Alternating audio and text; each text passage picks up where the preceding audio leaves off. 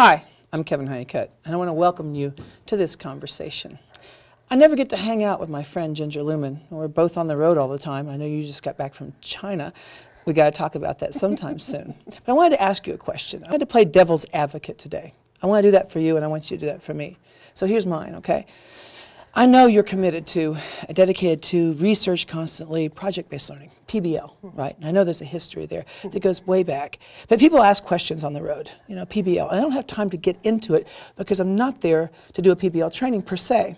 And so I always hate it because I want to sit there with them and really give it to us. So I'm going to ask the kind of question I get asked and let you hold forth. And then I'm going to try to remember that so I can answer them the way you would, okay? Okay, let's see how this goes. So project-based learning, right? It's been around for a long time. You make something cool, it's a project, and you're taking time away from class time and learning time. And it's a little bit thin, but I guess it's good. I mean, entertaining for kids, maybe a reward of some kind. I mean, tell me why PBL is worth doing. That is a common question. Why is PBL worth doing? We're playing with things, we're looking at things, and are we just playing or are we working? Is that kind of what you're asking? Yeah, and are we learning anything that will help us on those tests? That is the question. I get that asked me too. all the time. I think that it depends on the audience, of course, but really the most real answer I think I could give folks who ask that question is you've got to figure out what it is you want the kids to learn to begin with. You start your project with something that you know they need to learn, and you find something that's fun for the kids. So you've got not only what you need as a teacher, but you also have what the kids, what will excite them and turn them on and say, I can't wait to get into this. Engagement. And engaged, yes, absolutely. And you marry those together. And to do that in as authentic of environment as possible, where they're actually practicing real skills, using technology, collaborating with one another, talking to others, finding good quality, high quality research, talking to experts in the field. I mean, that's real learning. Now, is that learning that always translates to tests? Yes and no. Yes, in that the teacher started with the content that she knew that the kids needed to learn.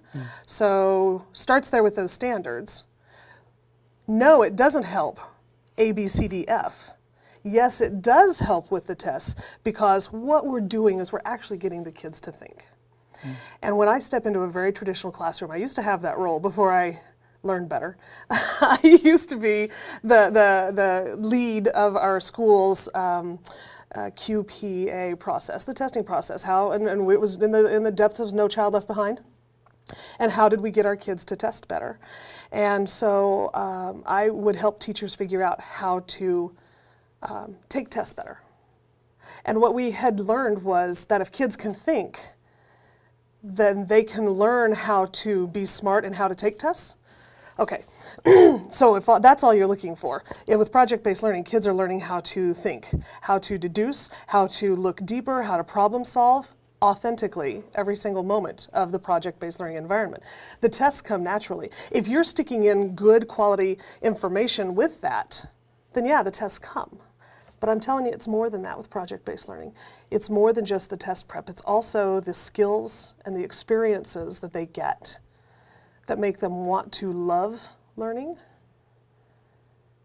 That's what's invaluable. So I talked all around your question. It's wonderful. And I do that in real life too sometimes. Let me add a follow-up. Yeah. But I hear that we have all these standards that we have to, you know, even in Common Core, there's still a lot of them, but we can only fit one at a time in a project. Oh, I hear that. I don't have enough time because I have this many standards, and this standard takes me 2 weeks to teach, and this standard teaches, that kills me. You know, when we're doing real project-based learning, content is integrated. So I could, as a social studies teacher, also be teaching language arts. And if I start to collaborate with the language arts teacher, then she can also be addressing some history standards at the same time. What we're starting to do as practitioners is practice what we preach with kids. We want them to collaborate. Well, then we as teachers have to collaborate. And when we combine in ways that make the learning more like it is in the real world. I mean, life doesn't come at us, I say this a lot, life doesn't come at us 42 minutes at a time, one subject at a time. It comes at us like all sorts of chaos. And I think that when we combine standards, topics, That's what the real world is like. And when kids learn to manage that, I think that we can definitely hit all the standards plus. So when people come to you and they want to do PBL, or at least they think they do, but they don't want to change anything about the way they're doing. It's like they have a car, they want to put your engine in it, but not change the car at all, or what the car does. There's a misalignment and expectation there. Now you've got to go back and somehow tell them a pre-story, right? Do a prequel to make sure that alignment thing is important. Yes, and I can tell them a story, but I find that the most effective way is to let them learn their own story and then tell their own story. I like to have teachers as students.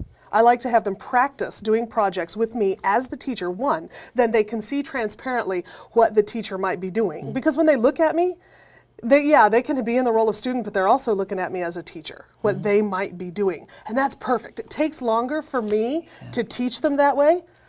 Sounds familiar. It's hard. It's hard because you're in scenario, then you step out of scenario, then you step into scenario, and I find that most teachers, they can either be teaching or reflecting, but they don't reflect and teach at the same time. And you've got to teach them how to do that. You know, and you've got to say, cut, here's what I'm doing.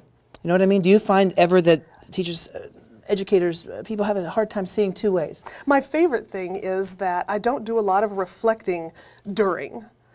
They think they are, because we'll be working, they'll say, well, wait a minute, and they'll ask me a really smart question about how do we group kids like this, and do you let them do this? And the very practical daily work. That's what I love to work with teachers as. You inspire the heck out of teachers, and then they come to me and say, okay, how do we do what he just fired us up to do? And I love that. So when we're in a project, and I put them into groups, they're like, wait a minute, and they pause us, and they say, how do we group our students? And so then I'll pause, we'll talk. And as we're practicing this, they're starting to see what I just did was just-in-time learning with them. And I could have answered all their questions about grouping ahead of time before we got into it. So at the end of the project, I say, you know, when you stopped and asked me, this is the content that I wanted you to learn. I wanted you to experience what project-based learning is. I wanted you to ask questions about grouping. I wanted you to ask me about assessment. I wanted you, and you did, because you had a need to know at that moment. Right. That's what we want to do with our kids. So how to create that need to know moment at the right time. I've seen you do that with a room, and people want to ask those questions because they're insecure or this is different, and they're almost like fighting this new learning. And you sort of let that hang, and then you come back and disaggregate all of that and make it really clear at the end. You do a great job. My favorite thing that you and I get to do, and not as often as I would like, is I go out and fire them up. I hook them, you cook them. I get them excited about something new, and you show them the nuts and bolts of how. That's our dream team scenario. I like it when we get to go out and do that. We did that fairly recently, but I want to do that more. Yeah. Yeah, so now you want to hit me with a... I do. I have one in my pocket that I've just burned.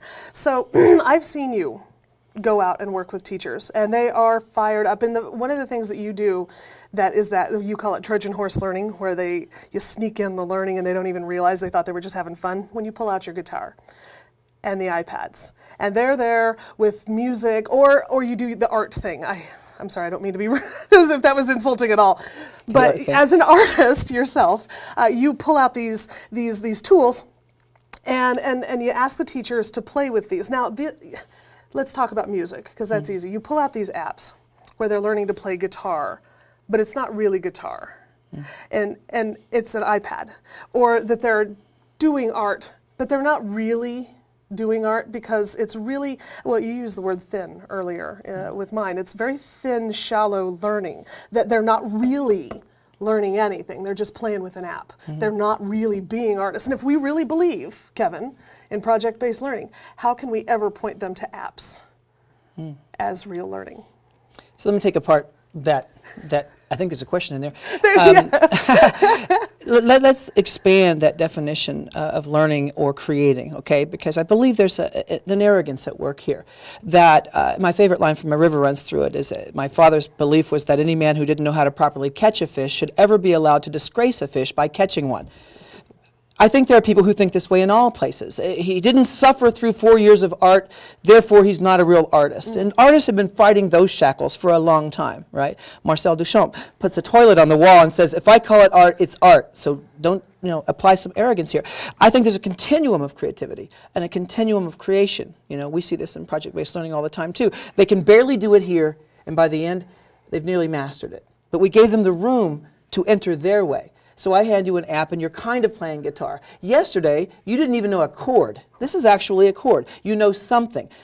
To devalue that is to devalue the on-ramp. Do we want to add more rigor? Yes. Do you want to beat the kids up until they're Juilliard quality?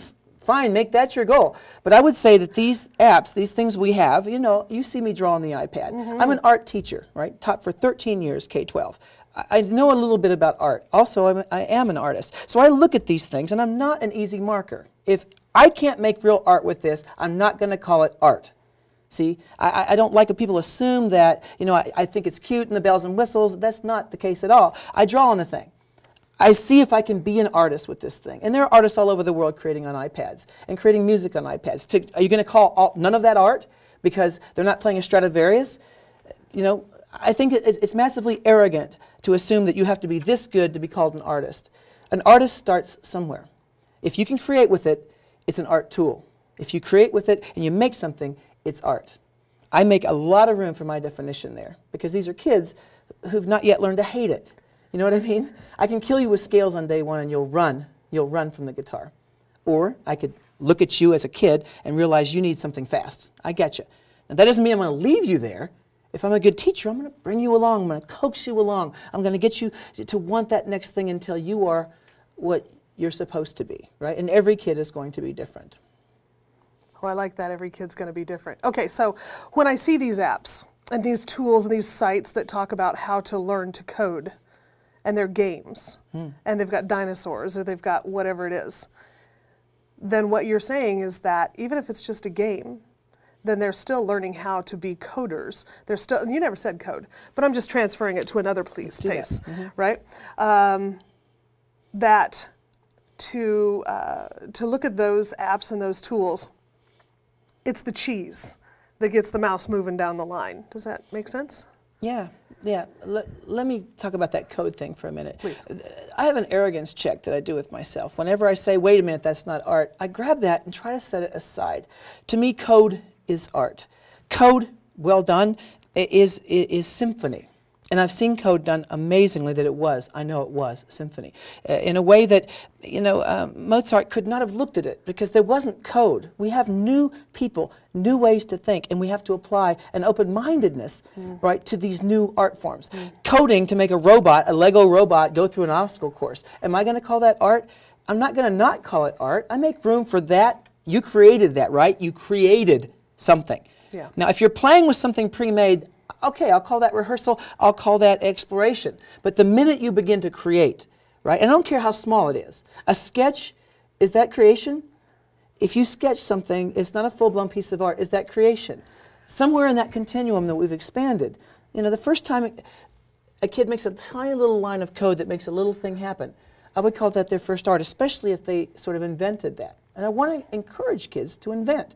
Right? But to say that you're playing that song on the iPad and all you had to do is push one button, that's not really music. It's a club. You know, you're not really in the club. It's not really fair that you get to pretend you can. I think that's arrogant. I don't treat kindergartners that way when they're drawing with crayons, and I'm not going to treat kids that way when they're playing with apps. I like that. Thanks for this. It was fun. Do it again? Yes, absolutely.